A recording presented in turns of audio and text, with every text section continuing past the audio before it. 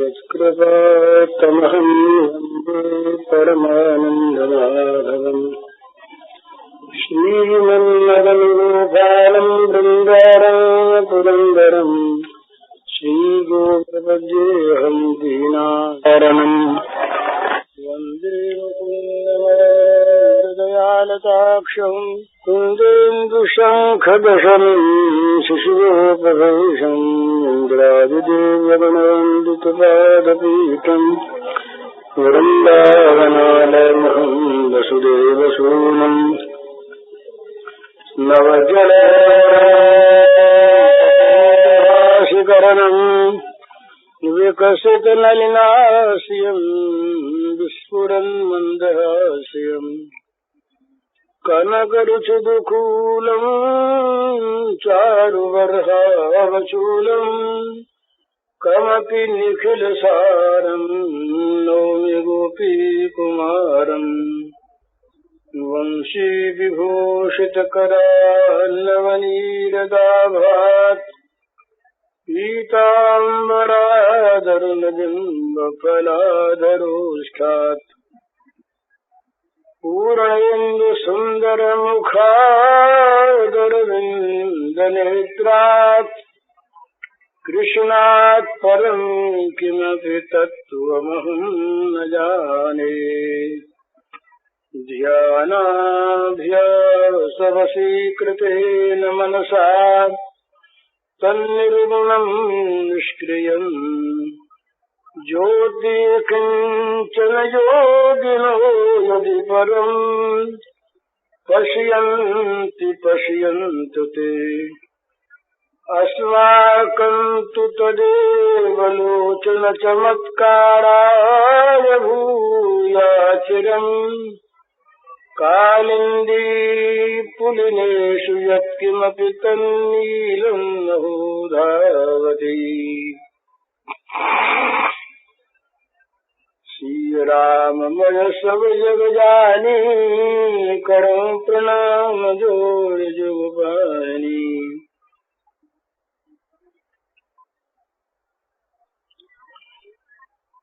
समस्त चराचर विश्व के रूप में प्रकट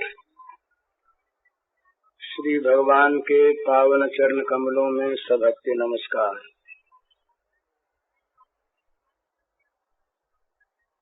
यद्यपि शरणागति में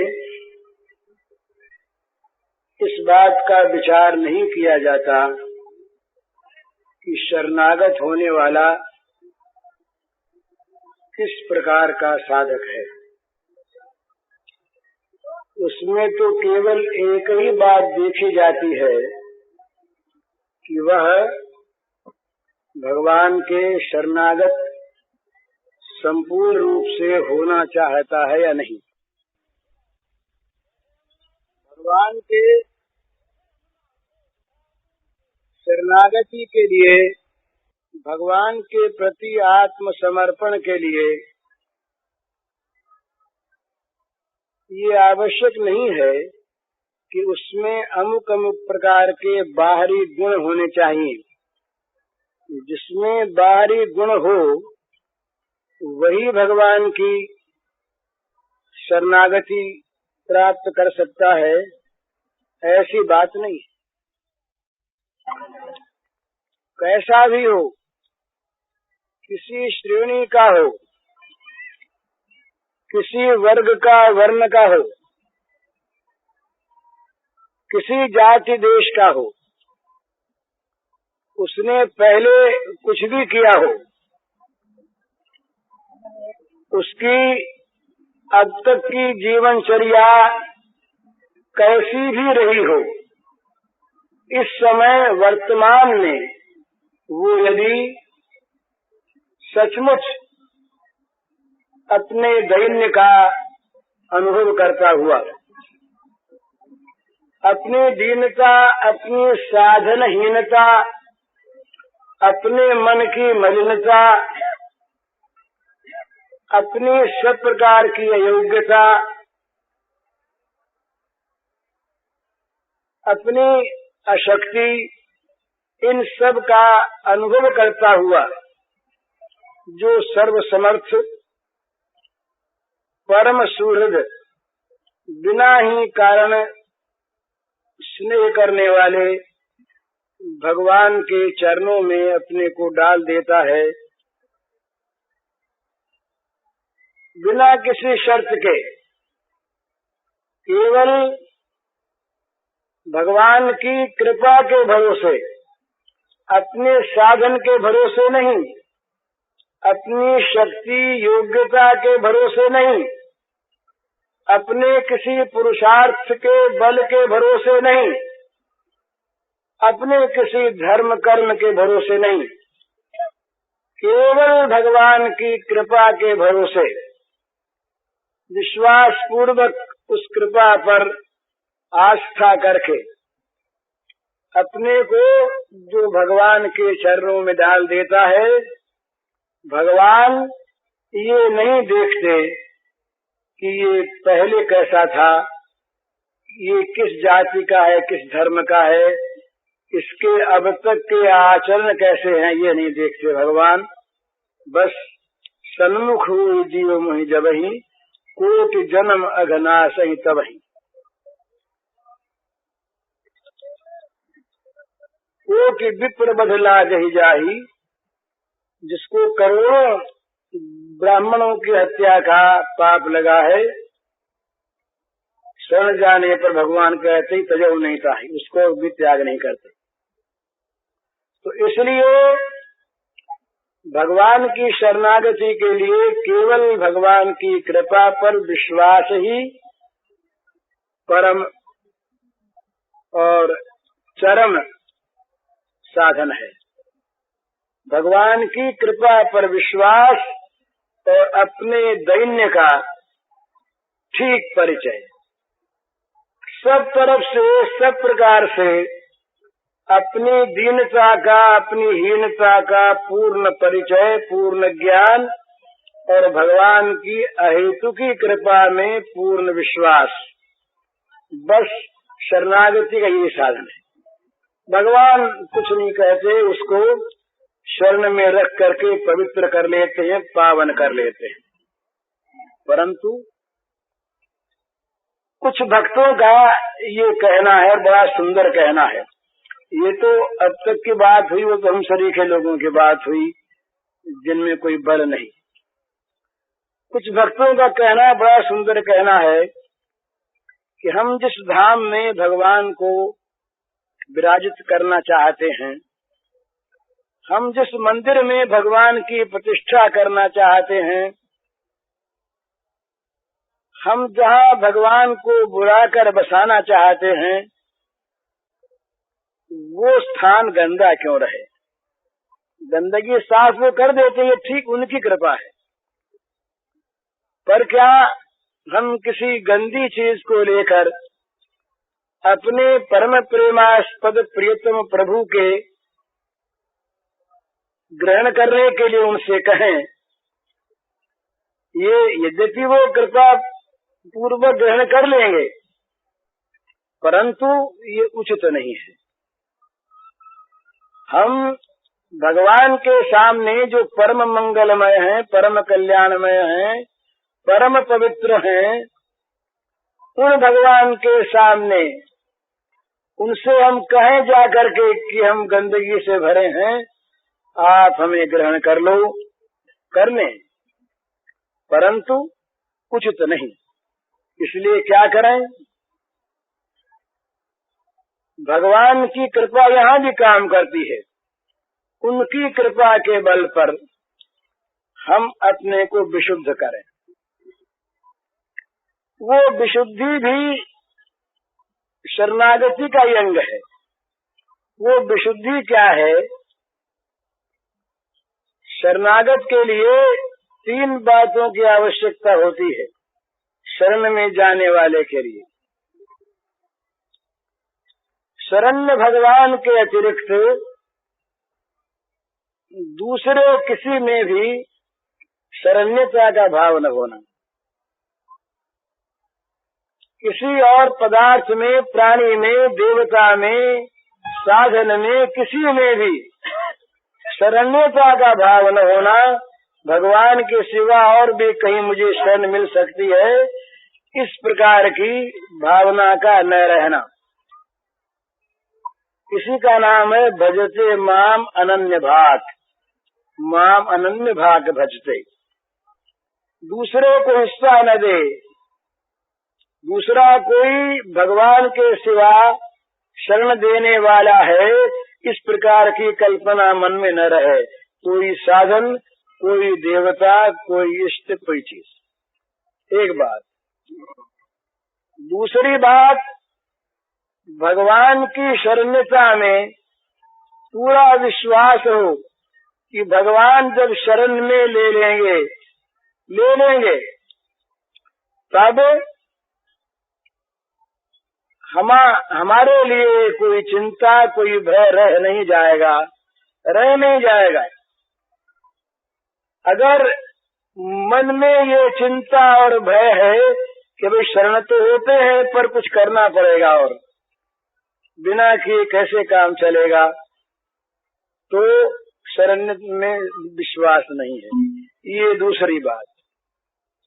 तीसरी बात, हम जिसके शरण होना चाहते हैं उसके सामने किसी प्रकार की कोई भी अपनी मांग न रखें, अपनी मांग बिल्कुल न रखें। ये तीसरी बात। ये तीन बातें शरणागत होने वाले में होनी चाहिए, तो अंतःकरण की विशुद्धि हो जाती है। इनके आते ही ये जितने भी हमसे पाप बनते हैं ना, ये बिल्कुल एक और दो से तीन होते हैं, दो से चार होते हैं। इसी प्रकार की ये बिल्कुल सैद्धांतिक बात है कि हम भगवान के शरण में जब जाना चाहते हैं, उसी समय हमारे जीवन में रहने वाले पाप भागना शुरू कर देते हैं। रह नहीं सकते। जब हमने निश्चय किया कि हम एकमात्र भगवान हमारे शरण्य हैं और उनकी शरण में हम जा रहे हैं, ये जहाँ हमारे मन में निश्चय हुआ कि जितने भी भोग पदार्थ हैं, जितने भी काम्य पदार्थ हैं, उन सब का आश्रय मन से हट गया, तो वो हटा तो पाप सारा हट गया, दुराचार सारा हट गया। ये सिद्धांत है कि हमारे द्वारा जब कभी जो कुछ भी बुराई होती है, पाप होता है, अनर्थ होता है, उसका एकमात्र कारण है भोग कामना, भोगों का आश्रय, भोगों की शरण्यता में विश्वास। ये संसार के भोग हमें सुख दे देंगे, इस प्रकार की भ्रांत धारणा, ये धारणा जब तक बनी है तब तक मनुष्य बच नहीं सकता, अनर्थ से बच नहीं सकता, दुराचार से बच नहीं सकता, पाप से। और जब इनकी शरण्यता दूर मन से हो गई, एकमात्र भगवान को शरण्य मान करके हम चले उनकी ओर। ये वल्लभ संप्रदाय में मंत्र है, उनका सांप्रदायिक बड़ा सुंदर मंत्री रह गया, भावक बहुत कम लोगों में रहा। श्री कृष्ण शरणम मम, कितना बढ़िया है कि श्री कृष्ण ही एकमात्र मेरे शरण हैं, उनके सिवा वही मेरे एकमात्र आश्रय हैं और कोई आश्रय नहीं। अन्याश्रयता का सर्वथा परित्याग। अन्याश्रय, अन्य देवता आश्रय, अन्य वस्तु का आश्रय, भोग वस्तु का आश्रय, किसी प्राणी का आश्रय, किसी स्थिति और अवस्था का आश्रय, ये सारे के सारे अन्य आश्रय हैं, दूसरों के आश्रय हैं। तो दूसरों का जब तक आश्रय है, जब तक भोगाश्रय है, जब तक संसार के पदार्थों का और प्राणियों का आश्रय है, तभी तक अंतःकरण अशुद्ध है, तभी तक अंतःकरण में पाप और पाप की भावनाएं उत्पन्न हो सकती हैं। जब अन्याश्रयत्व का त्याग हो गया, एकमात्र भगवान का आश्रय हमारे मन में आ गया, उसके बाद उसी समय से ही ये जितने भी अनर्थ हैं, काम क्रोध लोभ मोह आदि शत्रु, ये शत्रु सब के सब चले जाएंगे, भाग जाएंगे, और कहीं रहेंगे तो अनुगत होकर के रहेंगे, सहायक होकर के रहेंगे। जैसे फिर एकमात्र कामना मन में होगी, भगवान की शरण हमें तुरंत प्राप्त हो जाए। एकमात्र क्रोध मन में होगा, क्यों देर हो रही है, झुंझलाहट अपने पर होगी। भगवान के चिंतन का लोभ होगा, कम चिंतन होता है और होना चाहिए। भगवान के सौंदर्य माधुर्य में मोह होगा, उसको देखे बिना कल नहीं पड़ती। भगवान के सेवकत्व का मद होगा। इस प्रकार से ये सारे जो अनर्थ हैं, ये सब के सब हमारे सहायक बन करके भगवत की ओर जाने वाली हमारी गति में जोर देने वाले बन जाएंगे, बल देने वाले बन जाएंगे। तो इसलिए ये अन्याश्रयत्व का त्याग, ये अंतःकरण की विशुद्धि में परम सहायक है। ये काम क्रोध आदि का अलग नाश करने की आवश्यकता नहीं है। ये जब तक भोगाश्रय है तभी तक तो ये काम क्रोध रहेंगे ना। भोगाश्रय ही नहीं है, भोगों से कुछ लेन देन ही नहीं है, तो भोगों की कामना कैसे रहेगी। कभी कभी हम लोग जो यहाँ पर बैठे लोगों में जो मांसाहारी नहीं है, वे कभी मांस की कामना करते हैं क्या? हिंदू मात्र गोमांस नहीं खाता, तो क्या कभी वो गोमांस की कामना करता है क्या? बुरी से बुरी चीज है, नाम नहीं लेता, सुनना नहीं चाहता, देखना नहीं चाहता। इसी प्रकार जब भोगाश्रय नहीं रहेगा तो भोग कामना नहीं रहेगी, भोग कामना नहीं रहेगी तो कामना के चोट लगने पर होने वाला क्रोध नहीं रहेगा, क्रोध नहीं रहेगा तो कामना की पूर्ति से होने वाला लोभ नहीं आएगा। ये तीन ही प्रबल खल हैं, ये नरक के दरवाजे हैं, ये नहीं रहेंगे, अंतःकरण विशुद्ध हो गया, शरणागति हो गई। ये एक भाव। दूसरा भाव, ये प्राप्त करने की जो वस्तु है ना, प्राप्त करने की वस्तु, इसी को लेकर के ये सारा प्रपंच चलता है। प्राप्त होने योग्य वस्तु क्या है हमारी दृष्टि में?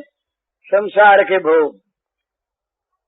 और उस साधक की दृष्टि में क्या है? भगवान। चैतन्य महाप्रभु ने महाराज बड़ा सुंदर एक अपने अष्टक में एक श्लोक कहा, बड़ी बढ़िया बात। वो कहते हैं, युगायितम निमेषेण चक्षुषा प्रादृशायितम शून्यायितम जगत सर्वम गोविंद विरहेण मे। कुल 8 श्लोक कहे महाप्रभु ने। एक एक श्लोक एक एक साधन का मंत्र है। बड़ी सुंदर बात। इसमें कहते हैं भगवान को प्राप्त करने वाले की चित्तवृत्ति कैसी होनी चाहिए, भगवान के न पाने पर किस प्रकार का जीवन का भाव होना चाहिए, भगवान के विरह में क्या स्थिति होनी चाहिए, इसका संकेत करते हैं। कहते हैं जुगायितम निमेषेण, जुगायितम निमेषेण। एक एक निमेष, निमेष माने आंख की पलक पर इतनी देर, एक एक निमेष मेरे लिए एक एक युग हो गया है। जुगायितम निमेषेण और चक्षुषा प्रादृशायितम, मेरी आंखें वर्षा ऋतु बन गई है, निरंतर बरसती रहती हैं।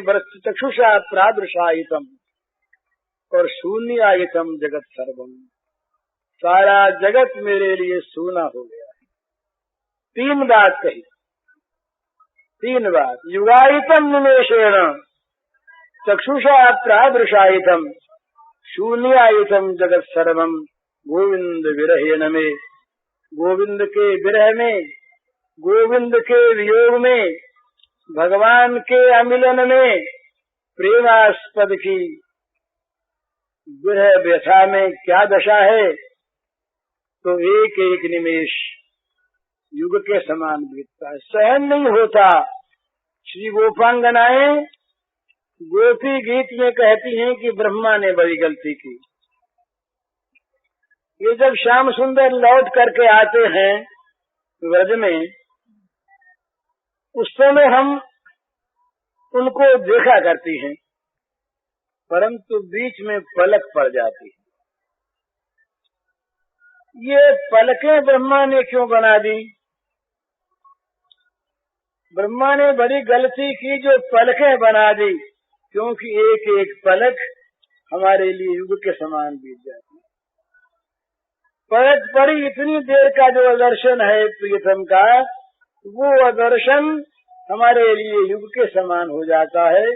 तुकिन युगायते प्रश्न कीदृशम, ये भागवत में तुकिन युगायते, ये त्रुटि है, ये युग के समान बन जाती है, ये पलकों के त्रुटि। तो इस प्रकार जब चित्त में भगवान के मिलन का उत्ताप संताप जाग उठता है, उस समय क्या अंतःकरण में अशुद्ध चीज रह सकती है? उस समय क्या जगत की वस्तुएं, जगत के प्राणी पदार्थ, जगत के भोग उसके चित्त को खींच सकते हैं? चैतन्य निकल गए घर से, नवयुवती स्त्री थी, दूसरा विवाह था, पर भगवान की ये पुकार हृदय में वो आग जल उठी। वो आग अब कौन सी दूसरी चीज को रहने देगी? अंतःकरण में भोगों के दृश्य, भोगों को प्राप्त करने की इच्छा कामना, भोगों की प्रतीक्षा वही रहती है जहाँ भोगाश्रय होता है। यहाँ तो हृदय में आग लग गई गोविंद को प्राप्त करने के लिए। इस जलती हुई आग में कहीं कोई रहा होगा कोई भोग का मनोरथ, वो भस्म हो जाए।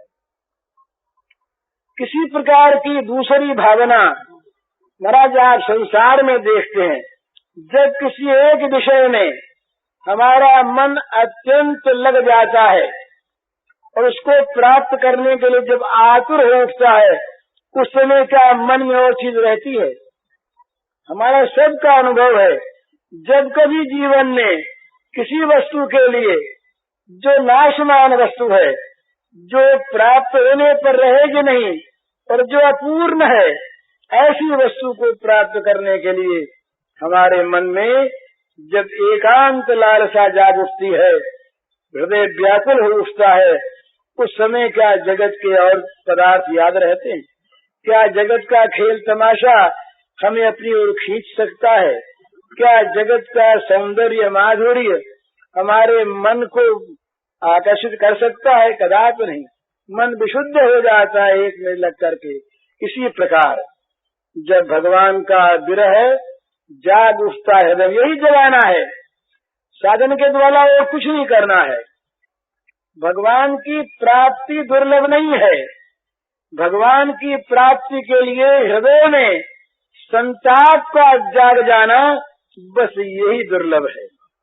ये संताप जब जग गया हृदय में, जब इस प्रकार की ज्वाला जल उठी, जो ज्वाला सारी कामनाओं को, सारी वासनाओं को, सारी स्पृहाओं को, सारी आकांक्षाओं को, सारी तृष्णाओं को सब प्रकार से निरस्त कर देगी, खा जाएगी, जला देगी। अंतःकरण अशुद्ध कहाँ रहेगा?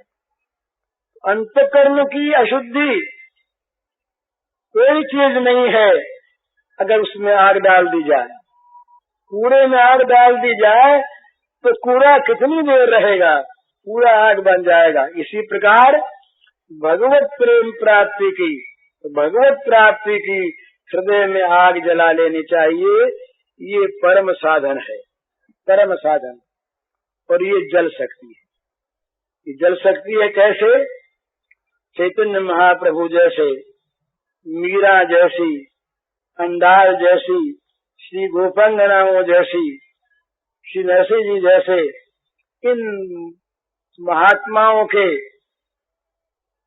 भावों को समझकर इनका पदानुसरण करने से अपने आप ये हृदय में चीज जाग उठेगी। जागते ही, जागने क्या, ये इसका इनका आभास आते ही ये मन के पाप जितने तलमला उठेंगे, ये रह नहीं सकेंगे उस हृदय में, जिस हृदय में भगवान आना चाहते हैं, आना चाहते हैं। उस हृदय से पहले से ये सब भाग खड़े होंगे, निकालना नहीं पड़ेगा, ये अपने आप निकल जाएंगे। परंतु होनी चाहिए भगवान को, भगवान के प्रेम को प्राप्त करने की सच्ची और अदम्य लालसा। उसमें कहीं गड़बड़ी हो, भगवान के नाम पर कहीं मन में भोग हो, भगवान के नाम पर कहीं मन में जगत हो, भगवान के नाम पर यदि किसी प्रकार की भौतिक सुख लालसा हो तो मामला कठिन है, वहाँ चीज नहीं बनेगी। और फिर जब ये नहीं है और जब भगवान की लालसा जागी तो भगवान महाराज क्या करते हैं? भगवान उस हृदय को अपना निवास स्थान बना लेते हैं। पता नहीं लगता कि भगवान है कि नहीं। क्यों नहीं लगता? कि जिसको पता लगता है होने का, वो भगवान का बन जाता है। जो चित्त भगवान की अवस्थिति का अनुभव करता है, वो चित्त ही अपने पास नहीं रहता, वो चित्त भगवान की संपत्ति बन जाता है। इसके बाद क्या होता है इसका कोई वर्णन नहीं कर सकता। ये महाभाव जिसको कहते हैं वो ये है। महाभाव में जिसको वैष्णवों ने महाभाव कहा है वो यही है कि चित्त का सर्वथा और सर्वदा प्रेमास्पद के अधीन हो जाना। चित्त संपत्ति अपनी नहीं रहती। विनोद में एक पद गाया, उन्होंने कहा कि री आंखों तुम तो पहरेदार थी न, हैं? तुम्हारे अछत गये मन मेरो, कहूँ तो था लगाओ। तुम दोनों पहरे पर बैठी हुई थी और तुम्हारे देखते देखते मेरा मन को चुरा ले गया है। तुम्हें कुछ तो पता लगाना चाहिए था। अंत में बोले भाई सुनो, आंखों से कहा नारायण मुझे वस्तु न चाहिए, लेवन हार दिखाओ। कोई बात नहीं, ले गया सो ले गया, मुझे उस वस्तु की आवश्यकता नहीं, पर कौन ले गया उसे जरा दिखा दो। तुमने तो उसको देखा है ना। आंखों से कहते हैं कि आंखें तुमने तो उसको देखा है ना। तुम्हारे देखते देखते वो हमारे मन को चुरा के ले गया, तो चाहे चीज न मिले, नारायण मुझे वस्तु न चाहिए, ये वस्तु मुझे नहीं चाहिए, पर कौन ले गया ये दिखा दो। तो ये चित्त का सर्वथा प्रेमास्पद के अधीन हो जाना, प्रेमास्पद की संपत्ति बन जाना, इसमें चित्त का नाश नहीं है। चित्त अचित्त नहीं होता, चित्त भगवत संपत्ति बन जाता है। चित्त भगवत संपत्ति बन जाता, चित्त अचित्त नहीं होता। चित्त मरता नहीं, चित्त भगवान की संपत्ति बन जाता है। उस चित्त में फिर भगवान काम करते हैं। तो वहाँ पर फिर क्या होता है, ये जितनी भी फिर लीलाएं हैं ना, जिन लीलाओं को हम देख सुनकर पढ़कर कहीं सुखी होते हैं, कहीं मोहित होते हैं, कहीं जरा लजा जाते हैं, बोले हमारे भगवान की ऐसी बात। आजकल लोग जो है ना, बहुत अच्छे लोग जो देश का परम हित चाहते हैं और जो प्राचीन गौरव को बनाए रखना चाहते हैं नियत अच्छी से, वे लोग भी जब ऐसी बातें देखते हैं तो कहते हैं विदेशी क्या कहेंगे। इसलिए इस बात को क्षेपक बता करके कह दो कि यह बात हमारे अंदर नहीं।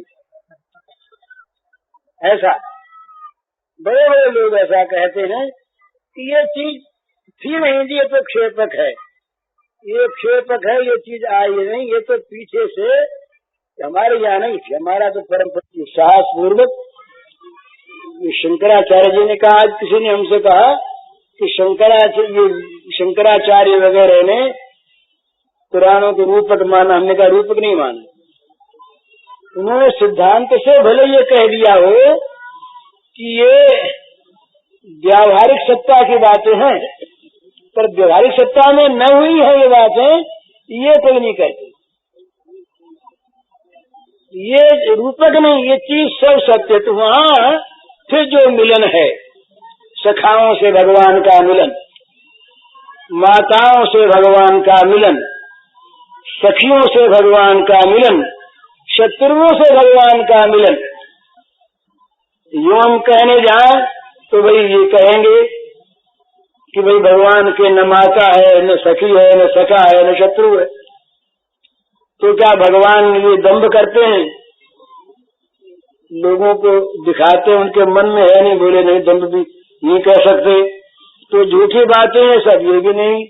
तो क्या है, ये भगवान की प्रेमाधीनता है, भगवान की भक्त वत्सलता है, भगवान की लीलामयता है, भगवान का ये एक क्रीड़ा का सुख है, सच्चा है, दंभ नहीं। तो फिर वहाँ पर सखाओं के साथ वो लीलाएं होती हैं, छोटे बच्चों के साथ बच्चों के से, सखाओं के साथ बड़े सखाओं के साथ सखाओं के से गले मिलते हैं। अर्जुन के लिए अग्नि से इंद्र से वरदान मांगते हैं, हमारा प्रेम बढ़ता रहे। कोई बोला कोई बात है, कह देते हैं कि भगवान कह देते हैं पांडवों के बैरी मेरे बैरी, तो पांडवों के मित्र मेरे मित्र। ये रागद्वेष आया था भगवान में? रागद्वेष में कोई कह सकता है ऐसी बात? अमुक मेरा बैरी, अमुक मेरा मित्र, ये क्या बात है? रागद्वेष है, रागद्वेष नहीं है, ये भगवान की प्रेमाधीनता है, भगवान का बड़ा सुंदर ये लीला का भाव है। तो उसमें फिर विचित्र विचित्र बातें होती हैं। उन बातों को देख सुनकर बहुत दफे लोगों को इस तरह का संदेह हो जाता है कि ये भगवान नहीं, बल्कि कई दफे तो अपने भगवान की बात लोगों में कहते शर्म मालूम होती है कि अपने भगवान की ऐसी बात कैसे कहें। भगवान ने और गोपियों के घरों में जा करके माखन चुराया, ये बात भला कैसे कहें? भगवान ने चोरी की बात कैसे कहें? सखाओं से लड़ लिए और लड़के रूठ करके सो गए, ये बात कैसे कहें? एक बार की बात है, एक जगह की बात ऐसी कि ये लोग खेल रहे थे, सखाओं के साथ वन में खेल हो रहा था। बछड़े अपने अलग चल रहे हैं और इधर ये सब खेल रहे हैं। तो खेल में दो चीज का ध्यान रखा जाता था, समझने की बात है। श्री कृष्ण को सुख हो सुख न हो ऐसी कोई क्रिया सखा नहीं करता था, स्वाभाविक। गाली भी देता इसलिए कि सुख होगा, रूठता भी इसलिए कि सुख होगा, धक्के देता इसलिए कि सुख होगा इसको, नहीं अपने सुख के लिए नहीं। तो एक बार के बाद ये खेल रहे थे, खेलने में क्या हुआ कि इनके मन में आई भगवान के श्री कृष्ण के खेलते खेलते, क्यों कि सब लोग ये तो सो गए थे, खेलने के बाद सो गए, पत्ते बिछा दिए गए और पत्तों के शैया पर सो गए। और श्री राम ने कहा भैया देखो हमारे हमारी जंघा पर सिर रख के सो जाओ। उन्होंने कहा नहीं नहीं, ये पत्थर ठीक बोले, पत्थर बहुत कड़ा है, जंघा पर सो जाओ। तो अपनी जांघ पर सुला लिया। कुछ बच्चे जो हैं साथी वो चरण दबाने लगे, पिछले पत्ते लेकर के हवा करनी शुरू की। कुछ ने हवा करनी शुरू की, कुछ ठंडा ठंडा जल ले आए और जल ला करके उसमें कपड़ा भिगोया और कपड़ा भिगो करके उसको यूं करने लगे जिससे वो महीन महीन बूंदे ठंडी ठंडी श्याम सुंदर के बदन पर पड़े और उनको ठंडक मिले। गर्मी लू चल रही वहां पर। इस प्रकार की बड़ी सुंदर सेवा हो रही। सेवा होते होते श्री कृष्ण के मन में एक बात आई, इसमें तो बड़ा सुख मिला, अब इसकी वाम दिशा में, इसकी दूसरी दिशा में सुख मिलना चाहिए, तो हम इसे लड़ लें, सेवा करने वाले से लड़ लें और फिर ये रूठ जाए और फिर इनको मनाएं। संकल्प। अब ये आप लोग सोचेंगे, बुद्धिवादी लोग बहुत जो बैठे होंगे, कि ये कैसे भगवान जो बड़ी भारी दार्शनिक चीजें नहीं सोचते, सृष्टि की क्रिया नहीं सोचते, और जगत क्या है, ब्रह्म क्या है, अपने स्वरूप में जो नित्य स्थित है, जो कभी स्वरूप से कभी विचलित होते ही नहीं, वे भगवान भला ऐसी बात कैसे सोचेंगे। पर इन्हीं बातों में तो मजा है, इन्हीं में मजा है। वो तो सारी बातें हैं सो वही, तत्व तो जो कुछ है सो वही, तत्व की बात वो सही। तो इनके मन में आके क्रिया शुरू हो गई। अब बड़ा उल्टी चीज ना, सेवा करने वालों का उपकार मानना तो दूर रहा, सेवा करने वालों को धन्यवाद देना दूर रहा।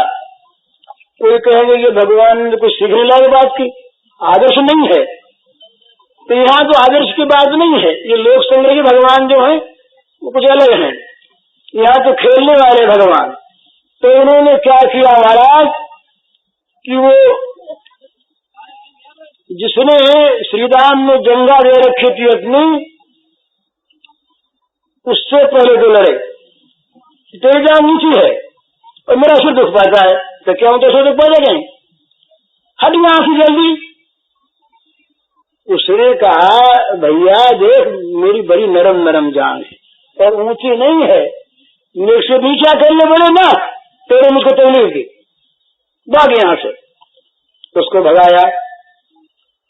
भगाया, जो पंखा डल रहा था बेचारा, उसने कहा कि तेरे पत्ते आगे मेरे अड़ते हैं, तू हवा करता है कि तेरे पत्ते मेरे शरीर के आकर के अड़ते हैं, तकलीफ देता है तू मुझको, भाग यहां से। उसको भगाया। जो पैर दबा रहे थे उससे कहा कि तुम्हारे हाथ बड़े बड़े, ये बड़े कड़े हाथ हैं, ये मेरे कोमल चुनारविंद में, तुम इनको दबाते हो जोर से, मेरे दर्द होता है, दर्द करते हो भागो यहां से। और पानी डालने वाले से कहा कि क्या मेरे शरीर को मैं आराम से सो रहा हूं, तुम इसको भिगोना चाहते हो। उसे लड़े तो चारों रूठ गए, रूठ गए काम तुमसे बोले, यानी आज से तुम्हारी हमारी टूटी। बस वो जा करके अलग बैठ गए, कोई बोलने वाला नहीं। उन्होंने सबको बुला लिया कि देखो आज से श्री कृष्ण का सबको बॉयकॉट कर दो, सब बहिष्कार कर दो, अपना एक दल। और ये तो उल्टी सेवा करने पर यूं करता है। तो रूठ गए तो थोड़ी देर तो रहा गया ऐसे, अब रहा न जाए तो अब मनाओगे कैसे। तो पहले तो गए सामने साहब गए, भैया हमसे भूल हो गई, देखो हम उस समय जरा ऐसे ही थे और गर्मी बहुत लग रही थी, हम भूल हो गई, तो तुम मान जाओ, देखो तुम आओ, देखो सबको मनाया, कोई न माने, सब एकदम रूठ गए। आज इसको ठीक करना चुका। उनके मन में भी तो ये लगी हुई थी कि इसको तकलीफ न हो, दोनों के मन में एक ही चीज है, तो सुखे तुम, यही बात। पर वो अपना रूठ गए, मानते नहीं। इन्होंने बहुत मनाया, पैर दबाए, हाथ दबाए, बहुत कहा नहीं भैया आइंदे नहीं करूंगा, नहीं माने साहब, नहीं माने। तब इनको दूसरी बात सोची, आकर के इधर 10 देर बैठे और फिर लगे रोने जोर से, अरे बिच्छू काट गया, बिच्छू काट गया, बिच्छू काट गया, बिच्छू। अब तो सब दौड़े, अरे कन्हैया को बिच्छू काट गया, अरे कन्हैया को बिच्छू काट गया। अब तो किसी के भी मन में धैर्य रहा नहीं, सारे सखा दौड़े, अरे हम लोग बड़े बड़े दुरात्मा, बड़े पापी है, हमको मनाने आया था ना, उसमें अगर मान लेते तो ये क्यों उठता, अगर ये क्यों बिच्छू काटता, हमारी नारायण की है, हे विष्णु भगवान, हे नारायण, हे नारायण, हमारे इस कन्हैया को जल्दी आराम को। कन्हैया ने कहा कि ऐसे नहीं, तुम लोग सब आओ और आकर के मेरे पैरों पर हाथ गिराओ और मेरे पर जल छिड़को और मुझे हवा दो और श्री राम आकर के मुझको फिर अपने जन्मा को सुनाओ तो आराम होगा। वो दृश्य फिर आ गया, क्यों कहते हो, आराम तो हो नहीं था। अब बताइए इस लीला में कोई दार्शनिक तत्व देख है, वो कहेगा ये फालतू समय खोया ना। दार्शनिक तत्व देखने वाला तत्ववेत्ता जो है वो कहेगा व्यर्थ का समय खोया, ये बात क्या बात कही, इसमें कुछ लाभ हुआ। एक होता उपयोगितावाद, आज का युग है ना, ये उपयोगितावादी है। बुरे माँ बाप हो गए, बोले अब ये उपयोगी नहीं है। हमारे आगे पिछले सुप्रीम कोर्ट ने एक फैसला दिया है गो हत्या कानून, तो उसने फैसले में कहा कि गो हत्या नहीं होनी चाहिए, मुसलमानों का ये कोई अधिकार नहीं है। पर जो अनुपयोगी पशु हैं, अनुपयोगी बैल जो हैं, बैल सांड, उन्हें काटने में हर्ज नहीं। उपयोगितावाद, यही आज के हमारे अर्थशास्त्री कहते हैं, अर्थशास्त्री, कि भाई इतनी गायें जो सरप्लस हैं, जो काम की नहीं हैं, जो निकम्मी हैं, इनको काट डालना चाहिए क्योंकि ये उपयोगी नहीं। इसी प्रकार धर्म में उपयोगितावाद होता है। भाई कौन सा आदर्श है, देखो किससे लोकोपकार होगा, देखो कौन सी चीज चलने योग्य है, देखो ये उपयोगितावाद। तो भगवान की लीला में उपयोगितावाद को स्थान नहीं है, वहाँ तो उपयोगी अनुपयोगी कुछ नहीं, जो कुछ वो खेले सो सब उपयोगी, तो जो न खेले वो सब अनुपयोगी, वहाँ तो एक चीज है। इसलिए ये जहाँ पर खेल का भगवान का साम्राज्य है, उस खेल के साम्राज्य में केवल लीला की प्रधानता है, आदर्श की नहीं। और लीला का अनुकरण कोई करनी सत्य करना चाहिए नहीं, क्योंकि आदर्श ही है। ये तो लीला आनंद है, ये तो महान लीला का एक महान पवित्र, परम पवित्र मधुर स्रोत है, जहाँ सारी कामनाओं वासनाओं का सारा का सारा जब समेत दग्ध हो जाता है, तब ये चीजें पैदा होती हैं। तो यहाँ पर वो चीज है नहीं, पर ये कामना वालों के लिए आदर्श नहीं। तो इस प्रकार से कभी रूठ जाए, कभी मनावे, आप ही रूठ जाए, और ये चीज जैसे यहाँ होती है वैसे निकुंज लीला में भी बहुत चलती है। एक बार इनके मन में आया कि आज तो हमारा तिरस्कार हो तब आनंद आए, तो व्यवस्था हो गई ऐसी। श्रीराधिका जी ने निकुंज के द्वार पर सखियों को बैठा दिया, तो कहे खबरदार, आज अगर वो श्याम सुंदर यहाँ आ गया तो तुम लोग खबर ली जाएगी, निकालो आते ही हैं। सखी श्याम न आने पावे, बस पहरा बैठ गए, नहीं आने पाए। कितनी फिर चिरौरी की, कितनी खुशामद की, तब कहीं मान भंग हुआ, तब तो ये क्या चीज है, ये क्या भगवान की पूजा की पद्धति, ये कोई आराधना है, ये कोई आदर्श है, ये कोई भले आदमी करने की बात है, तो फिर क्या है, ये लीलानंद है। तो इसलिए दो चीजों को हमेशा सामने रखना है।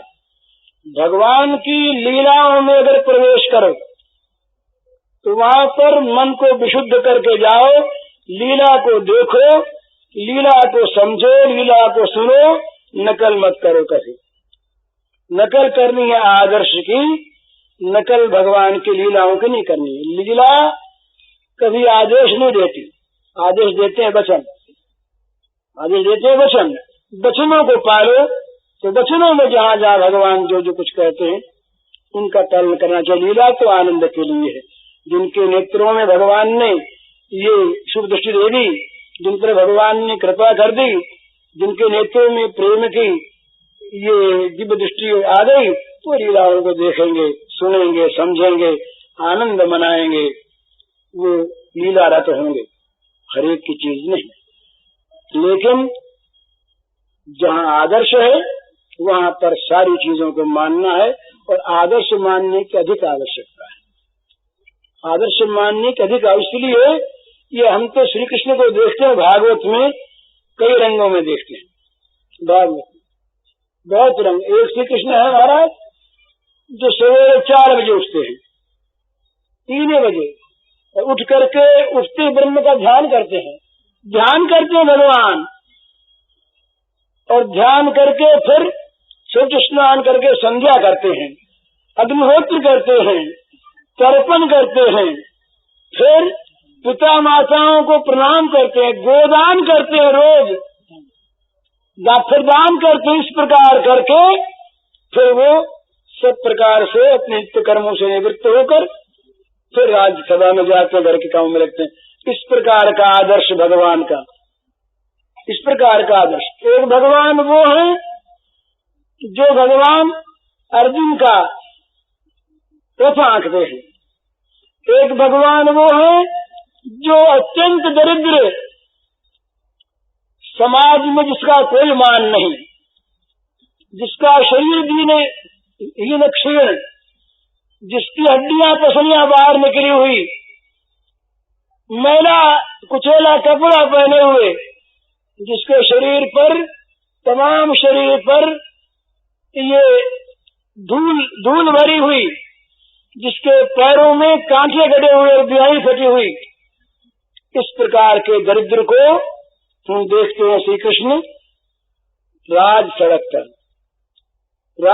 पर घर के अंदर छिप कर नहीं, राज सड़क पर हृदय से लगा करके रोते हैं। ये भी कृष्ण का स्वरूप है। एक श्री कृष्ण सबसे ऊपर बैठ जाते हैं, सबसे ऊपर, व्यास से भी ऊपर, भीष्म से ऊपर, वाल्मीकि से ऊपर, और सारे देवताओं से, ऋषियों से ऊपर, उग्रसेन के भी ऊपर और वसुदेव के भी ऊपर। कहते हमारी पूजा करो, और ललकार करके पांडव पूजा करते हैं कि कोई भी इस पूजा में दखल देने वाला हो तो उठे और बोले, और बोला शिशुपाल, वही पर शिशुपाल भगवान के चरणों में समा गया। ये दशा एक भगवान हो। भगवान के अनेक रूप विचित्र, जहाँ जिस प्रकार का रूप वहाँ उसी प्रकार का भगवान का खेल। कहीं परम आदर्श है, कहीं कहते हैं गीता में भगवान के 2 रूप। एक जगह भगवान कहते हैं कि मैं कर्म करता हूँ स्वयं, नानवात्मवात्म बरते वच कर्मणि, मुझे कुछ प्राप्त करना नहीं है तब भी मैं कर्म करता हूँ। क्यों करता हूँ? अगर मैं न करूँ उच्छिदेयुर्मेलो का न कुर्यां कर्म चेदहम करता संबंध में मां प्रजा, मुझे इच्छा आवश्यकता न होने पर भी कर्म करता हूँ। एक जो कहते हैं कि सर्वधर्मान परित्यज्य, ये क्या? खुद तो कर्म करें और दूसरों को कैसे धर्म छोड़ दो। 2 स्टेज है। तो जहाँ पर जिस स्टेज में त्याग की, सब प्रकार के आश्रयों के त्याग की बात है, वो शरणागति का स्टेज है। और जहाँ पर सब कर्मों को विधिवत करने की बात है, वहाँ लोक संग्रह का स्टेज है। जैसा स्टेज, जैसा स्वांग वैसा नाच, जैसे नाचिए तैसे काछिए काछा। जिस प्रकार का नाच होगा उसी प्रकार का स्वांग होगा। तो ये जो जहाँ ये प्रेम का स्वांग भगवान का होता है, ये ब्रज का स्वांग, ये इसीलिए बड़ा मधुर होता है कि इसमें आदर्श की भावना नहीं है, इसमें लीलानंद की भावना है। तो लीलानंद की भावना में जब भगवान को ये साधक प्राप्त कर लेता है तब वो लीला बिहारी भगवान, लीला बिहारी भगवान और हैं। यही इसीलिए ये लीला विहार के तारतम्य से भगवान के स्वरूप में तारतम्य की अंतर की भक्तों ने कल्पना की। स्वरूप में कोई अंतर पड़ता नहीं, पर कहते हैं कि जितना ये खुलकर ब्रज में खेले उतना मथुरा में नहीं खेले, और जितना मथुरा में खेले उतना द्वारिका में नहीं खेले। द्वारिका में भगवान दरबार के वेश में है, बिल्कुल दरबारी है। मथुरा में दोनों हैं, मिले जुले हुए हैं, और ब्रज में केवल ब्रज विहारी हैं, अरण्य विहारी हैं, वहाँ राज दरबारी नहीं है। तो इसीलिए कहा कि यहाँ जब खुलकर खेले पूरे तो ये पूर्णतम, और जहाँ बीच के खेले वहाँ पूर्णतर, और जहाँ समझ के खेले वहाँ पूर्ण। तो ये पूर्णता, पूर्णतरता और पूर्णतमता कोई वास्तविक भेद नहीं है, ये लीला के भेद से इस प्रकार की भक्तों की कल्पना जो वास्तविक है, वास्तविक है। तो भगवान के साथ जिनको खेलना हो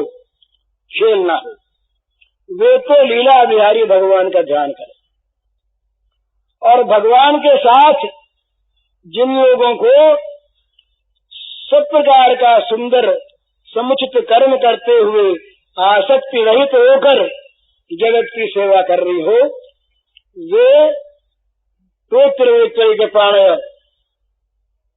ये अर्जुन पार्थ सारथी भगवान का स्मरण करें। वहाँ भगवान कहते देखो देखो मैं भी करता हूँ, अर्जुन तुम भी करो, लड़ो पर लड़ो मेरे लिए, युद्ध करो मेरे लिए। ये और जिनको भगवान के त्यागी वेश का ध्यान करना है, ये भगवान ने भी कई जगह तपस्या की है, वर्षों तक तपस्याएं की हैं। तपो रूप भगवान का ध्यान करें। भगवान एक ही है, पर अपनी रुचि के अनुसार भिन्न भिन्न प्रकार से भगवान की उपासना, भगवान का चिंतन, भगवान का आराधन, भगवान का ध्यान होता है। तो जिस प्रकार का आराधन अपने को इष्ट हो, उसी प्रकार का भगवान का स्वरूप अलग अलग होने पर भी एक है, उसी प्रकार का स्वरूप भगवान। ये सुतीक्ष्ण जी के चरित्र में देखिए, वो राजा राम वनवासी राम का ध्यान नहीं।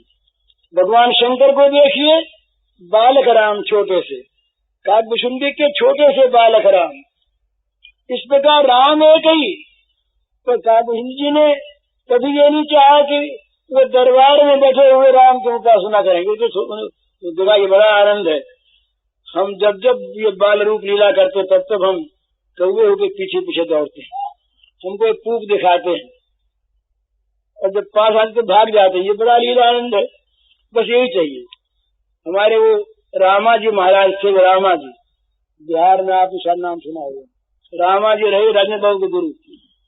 ये रामा जी विवाह से आगे रामा नहीं सुनते, ये दूल्हा राम से आगे रामचरितमानस नहीं सुनते, तो बात से नहीं। तो दूल्हा राम के आगे फिर बोले राम जो वनवास में जाए, अरे राम ये तो सहन नहीं होता, राम का वनगमन सहन नहीं होता। उनका भाव रहा तो कोई दूल्हा दिखता उनको तो राम भावना करते, दौड़ते पीछे और छत्ते लेखे हो जाते, चवर करने लगते। बड़े भारी महात्मा रहे रामा जी। एक महात्मा रहे, वो अपने को जानकी जी का भाई मानते, तो अयोध्या में वो पानी नहीं पीते। भाव है अपना, है अपना अपना भाव है, तो अयोध्या में नहीं पानी पीते। अयोध्या से बाहर निकल तब पानी पीते। कहा बोले ये बहन तो घर पानी कैसे पीते, पानी नहीं पीते। इस प्रकार के महात्मा, उनके साथ भगवान का वही बर्ताव। जिस प्रकार हमारा भाव, उसी प्रकार के हमारे भगवान हैं। वो अपने को राम का साला कहते। प्रयागदास थे, प्रयागदास जी वो क्या राम के सरवा ऐसे कुछ उनकी है? हाँ, नीम के नीचे खाट पड़ी है, खाट के नीचे कड़वा, और प्रागदास अलमस्ता सोवे, रामलला के सरवा, रामलला के साले अलमस्त सोते हैं। इसमें आनंद उनको आती। मजा क्या है? मजा ये है, भगवान के साथ कोई संबंध जोड़ करके आप भक्ति करें तो उसमें एक विशेष आनंद आएगा। नहीं साधारण भक्ति है, इसमें ये नहीं समझे कोई कि सदाचार का कहीं विरोध है। अरे जहाँ भगवान की भक्ति है वहाँ जगत के निरक्ति है नहीं, तो जगत के निरक्ति नहीं है, वहाँ सदाचार कहाँ से आए? ये कदाचार, भ्रष्टाचार, अनाचार, व्यभिचार, ये सब वही आते हैं जहाँ हृदय में भगवान नहीं। चाहे वो अपने कुछ भी माने, हृदय में भगवान आ गए उसके बाद ये अनाचार, कदाचार, भ्रष्टाचार, अत्याचार, व्यभिचार ये आ नहीं सकते। वहाँ तो केवल प्रेमाचार होगा, भगवदाचार होगा, शुद्धाचार होगा। वहाँ और कोई आचार वाचार खटाई उठाई नहीं आवेगी।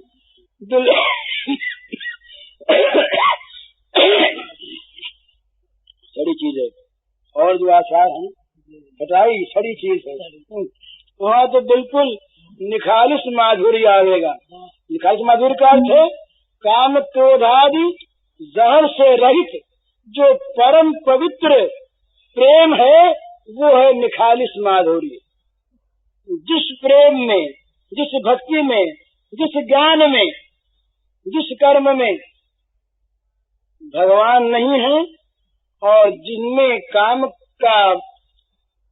का मिश्रण है, वो कभी मधुर नहीं। ये मधुरता की, माधुर्य की ये परिभाषा याद रखें। माधुर्य में, जिस भगवत प्रेम में काम का विष कतई नहीं है, वो मधुर है। और जहाँ काम का विष मिश्रित है, वो चाहे कितना उसका नाम मधुर रखें, उसका नाम कितनी हम प्रेम रखें, वो प्रेम नहीं है, वो काम है। ये काम प्रेम का महान अंतर है। चाहते हैं हम प्रेम करें, हमसे प्रेम करें, और हम उनसे कुछ सुख चाहते हैं, तो नाम चाहे प्रेम हो, काम हो गया। और हम उनको सुख देना चाहते हैं, हमारे मन में कामना है कि वो सुखी रहे, हम उनसे कुछ नहीं चाहते। ये चाहे इसका नाम कामना हो, इसका नाम चाहे काम हो, पर ये प्रेम है। प्रेमैव गोपरामाणाम कामित्य गमत प्रथाम। ये कहा कि गोपियों के काम का नाम, गोपियों के प्रेम का नाम काम है। तो काम क्यों है? गोपी की कामना है, एक कामना है, श्री कृष्ण सुखी। बस गोपियों का हृदय काममय है, उनका जीवन काममय है, काम शून्य नहीं। पर वो काम क्या है? वो काम है एक ही, श्री कृष्ण भगवान हमारे प्रेमास्पद नित्य सुखी रहें, नित्य सुखी रहें, चाहे हम किसी अवस्था में रहें। ये जो प्रेमास्पद के सुख का काम है, ये गोपी जीवन का काम है। इस काम में गोपी जीवन काममय है, और ये काममयता यही वास्तविक माधुर्य है, और यही उच्च से उच्च प्रेम, उज्ज्वल प्रेम है। क्यों? कि इसमें अपने सुख की चाह नहीं। जब अपने सुख की आप आपस में देख लीजिए, दो भाइयों में, पड़ोसियों में, गांव में, जहाँ आप अपने सुख की चाह न करके उनके सुख की कामना करेंगे, प्रेम बढ़ जाएगा, सुख बढ़ जाएगा, आपस में एक दूसरे के प्रति त्याग आ जाएगा। तो जहाँ हम ये चाहेंगे हम उनसे लेते रहे, हम छीनते रहे, हमको मिलता रहे, इनको न मिले, वो चाहे मिलता रहे, इनको न मिले, तो क्या होगा? द्वेष होगा, संघर्ष होगा, लड़ाई होगी। भरत और राम नहीं लड़े, कौरव पांडव लड़े। लक्ष्मण जी को कहा था ना, एक बार तैश आ गया लक्ष्मण जी को, बोले महाराज दो आज्ञा। ये पिता भी बड़े स्त्रीण है और ये भरत भी नालायक है। अगर राम कह देते तो आज ये इतिहास नहीं रहता। राम भरत के पवित्र इतिहास को पढ़ के आज भी हम सब पवित्र होते हैं कि कितना त्याग है, वो कहाँ रहता। तो राम ने कहा नहीं नहीं, पिता पर कभी ऐसा मत कहना। कैकेयी माता को दोष न देना, तो भरत में तो दोष है ही नहीं। कल्पना करना भी पाप है। पिताजी दे गए हैं, भरत राज्य करेंगे, इससे बढ़कर मेरे सुख क्या होगा। और भरत कहते हैं कि मैं इतना पापी कि मुझको राज्य देने का कहीं नाम ले लोगे तो पृथ्वी रसातल में चली जाएगी। मैं नराधम, मैं राज्य का अधिकारी। अब बताइए, दोनों में प्रेम रहा, किस बात पर रहा? इस त्याग पर रहा। तो प्रेम में सुख कामना है, तो सुख कामना अपने नहीं। ये जो असली प्रेम है ना, ये हम इस भाषा में कहें तो हम कहेंगे काममय है। तो वो काम क्या है? अपना सुख नहीं, वो काम है प्रेमास्पद का सुख। देशभक्त जैसे देश हितकामी होता है, गुरु भक्त जैसे गुरु हितकामी होता है, पितृभक्त जैसे पितृ सुखकामी होता है। इसमें कोई दोष की बात नहीं। बोले भी कामना छोड़ दो, छोड़ा। पर जहाँ वेद कहते हैं मातृदेवो भव, पितृदेवो भव, आचार्य देवो भव, वहाँ ये कामना मन में रहेगी ही कि हमारा प्रत्येक कार्य हमारे पिता को सुख पहुँचावे, हमारी प्रत्येक क्रिया हमारे माता का हित करने वाली हो, हमारा प्रत्येक मानस संकल्प हमारे गुरु को सुख पहुँचाने वाला हो। तो ये कामना क्या कामना है? ये कामना क्या काम है?